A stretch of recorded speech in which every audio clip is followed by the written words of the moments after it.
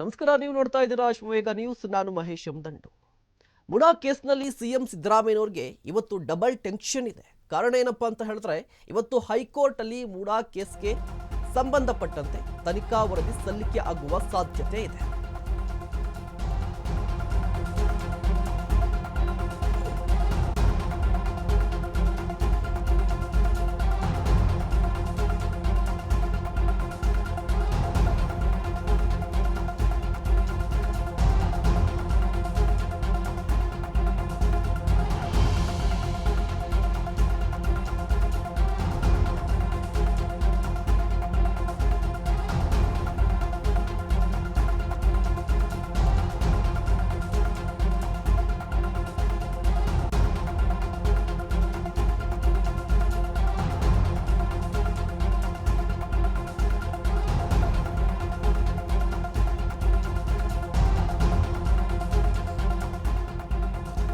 ಮುಡಾ ಕೇಸ್ನಲ್ಲಿ ಇವತ್ತು CM ಸಿದ್ದರಾಮಯ್ಯನವರಿಗೆ double tension ಇರುವಂಥದ್ದು.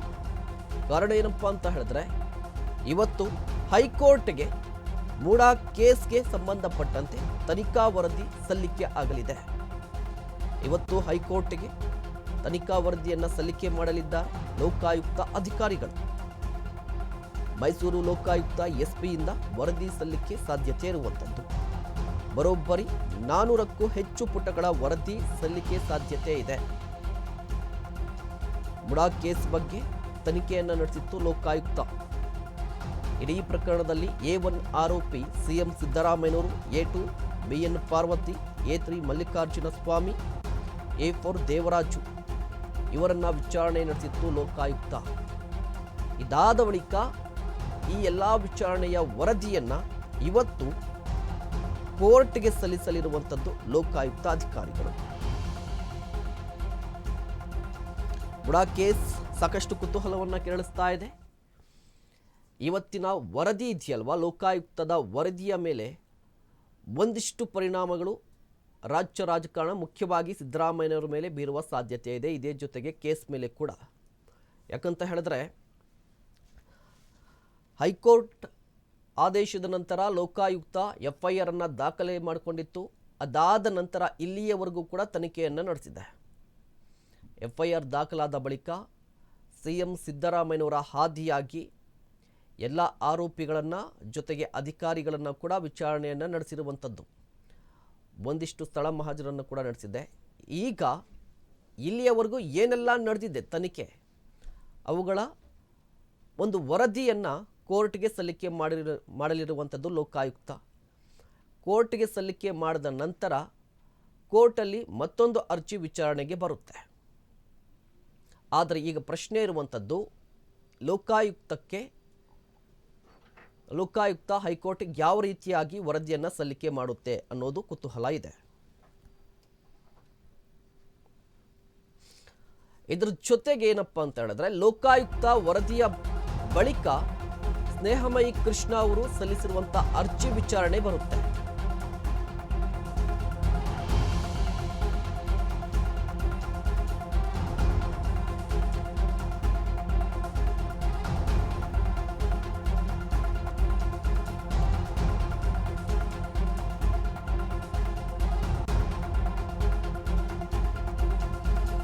ಸಿಎಂ ಸಿದ್ದರಾಮಯ್ಯನವರಿಗೆ ಮತ್ತಷ್ಟು ಸಂಕಷ್ಟವನ್ನ ತರುತ್ತಾ ಮುಡಾ ಕೇಸ್ ಅನ್ನುವ ಪ್ರಶ್ನೆ.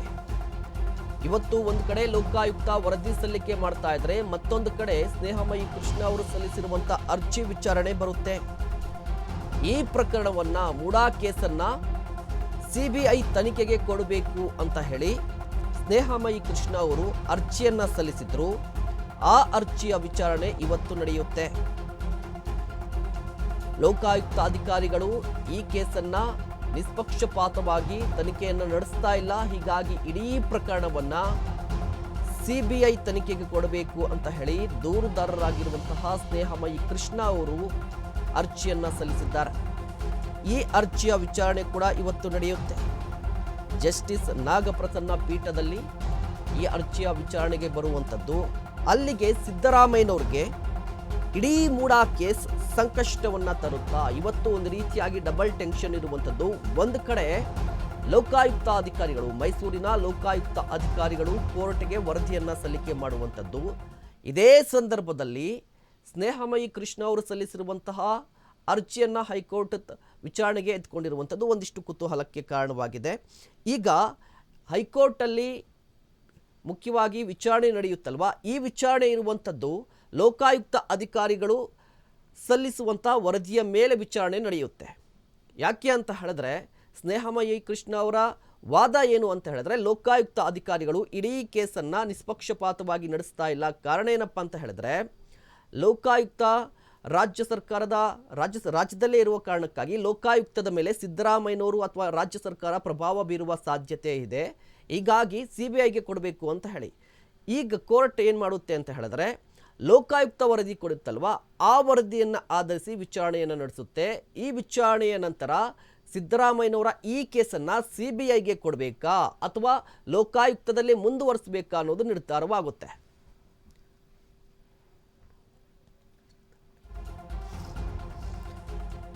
ಲೋಕಾಯುಕ್ತ ವರದಿಯ ಮೇಲೆ ಸ್ನೇಹಮಯಿ ಕೃಷ್ಣ ಅವರ ವಿಚಾರಣೆ ಕೂಡ ನಡೆಯುವಂಥದ್ದು, ಅಂದರೆ ಅವರ ಅರ್ಜಿಯ ವಿಚಾರಣೆ ನಡೆಯುವಂಥದ್ದು. ಒಂದು ವೇಳೆ ಏನಾದರೂ ಈ ವರದಿ ನಿಷ್ಪಕ್ಷಪಾತವಾಗಿಲ್ಲ, ಲೋಕಾಯುಕ್ತ ತನಿಖೆ ನಿಷ್ಪಕ್ಷಪಾತವಾಗಿಲ್ಲ ಅಂತ ಹೇಳಿದ್ರೆ CBI ಎಂಟ್ರಿ ಆಗುವ ಸಾಧ್ಯತೆ ಇರುವಂಥದ್ದು. ಆಗ ಸ್ನೇಹಮಯಿ ಕೃಷ್ಣ ಅವರಿಗೆ ಒಂದಿಷ್ಟು ಗೆಲುವು ಸಿಕ್ಕಂತಾಗುತ್ತೆ. ಹಾಗಾದರೆ ಮೂಡಾ ಕೇಸ್ಗೆ ಸಂಬಂಧಪಟ್ಟಂತೆ ಲೋಕಾಯುಕ್ತ ವರದಿಯಲ್ಲಿ ಏನೆಲ್ಲ ಇರಬಹುದು, ವರದಿ ಸಲ್ಲಿಕೆ ಆಗ್ತಾ ಇದೆ, ಏನೆಲ್ಲ ಇರಬಹುದು?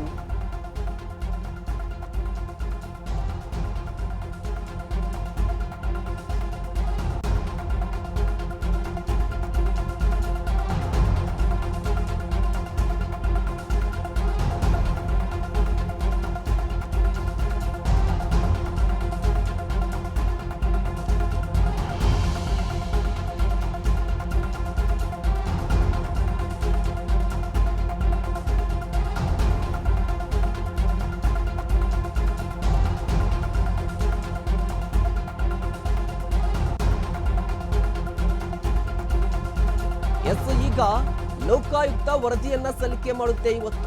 ಹಾಗಾದ್ರೆ ಈ ವರದಿಯಲ್ಲಿ ಏನೆಲ್ಲ ಇರಬಹುದು ಅಂತ ನೋಡೋದಾದ್ರೆ, ಮುಖ್ಯವಾಗಿ ಲೋಕಾಯುಕ್ತದಲ್ಲಿ FIR ದಾಖಲಾಯ್ತಲ್ವಾ, ಆ ದಿನದಿಂದ ಈವರೆಗೂ ಏನೆಲ್ಲ ತನಿಖೆ ನಡೆದಿದೆ ಅನ್ನುವ ಕಂಪ್ಲೀಟ್ ಅಪ್ಡೇಟ್ ಇರುತ್ತೆ.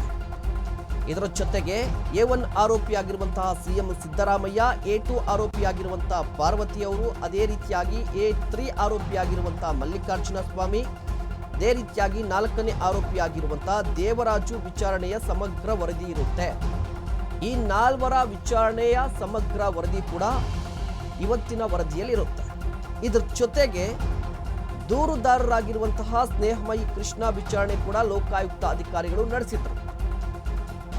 ಈ ಪ್ರಕರಣದಲ್ಲಿ ಮೊದಲು ಲೋಕಾಯುಕ್ತ ಅಧಿಕಾರಿಗಳು ವಿಚಾರಣೆಯನ್ನು ನಡೆಸಿದ್ದು ದೂರುದಾರರಾಗಿರುವಂತಹ ಸ್ನೇಹಮಯಿ ಕೃಷ್ಣ ಅವರನ್ನ. ಸೊ ಅವರ ಹೇಳಿಕೆ, ಅವರು ಕೊಟ್ಟಿರುವಂತಹ ಒಂದಿಷ್ಟು ದಾಖಲೆ ಜೊತೆಗೆ ಅವರ ವಿಚಾರಣೆಯ ಸಂಪೂರ್ಣ ವಿವರ ಕೂಡ ಇದರಲ್ಲಿ ಇರುತ್ತೆ. ಇದರ ಜೊತೆಗೇನಪ್ಪ ಅಂತ ಹೇಳಿದ್ರೆ, ಕೇವಲ ಆರೋಪಿಗಳು ಜೊತೆಗೆ ದೂರುದಾರರು ಮಾತ್ರ ಅಲ್ಲ, ಈ ಹಿಂದೆ ಆಯುಕ್ತರಾಗಿದ್ರಲ್ವಾ, ಮೂಡಾಗೆ ಆಯುಕ್ತರಾಗಿದ್ದಂಥ ನಟೇಶ್ ಅವರಾಗಿರ್ಬೋದು, ಅದೇ ರೀತಿಯಾಗಿ ಪಾಲಯ್ಯ ವಿಚಾರಣೆ ಕೂಡ ನಡೆಸಿರುವಂಥದ್ದು ಲೋಕಾಯುಕ್ತ ಅಧಿಕಾರಿಗಳು. ನಟೇಶ್ ಅವರ ಹೇಳಿಕೆಯನ್ನು ಕೂಡ ದಾಖಲಿಸಿಕೊಂಡಿದೆ. ಹೀಗಾಗಿ ಅವರ ವರದಿಯನ್ನು, ಅವರ ವಿಚಾರಣೆಯ ವರದಿಯನ್ನು ಕೂಡ ಸಲ್ಲಿಕೆ ಮಾಡುತ್ತೆ. ಇದರ ಜೊತೆಗೆ ಸೈಟನ್ನು ಕೊಡಬೇಕು, 14 ಸೈಟನ್ನು ಕೊಡಬೇಕು ಅಂತ ಹೇಳಿ ನಿರ್ಣಯವನ್ನು ತೆಗೆದುಕೊಂಡಂಥ ಮಾಜಿ ಅಧ್ಯಕ್ಷರು ಧ್ರುವಕುಮಾರ್ ಅವರ ವಿಚಾರಣೆ ಕೂಡ ನಡೆಸಿದೆ ಲೋಕಾಯುಕ್ತ. ಸೊ ಅವರ ವಿಚಾರಣೆಯ ಅಂಶಗಳು ಜೊತೆಗೆ ಹೇಳಿಕೆಯನ್ನು ಕೂಡ ದಾಖಲಿಸಿಕೊಂಡಿರುವಂಥದ್ದು.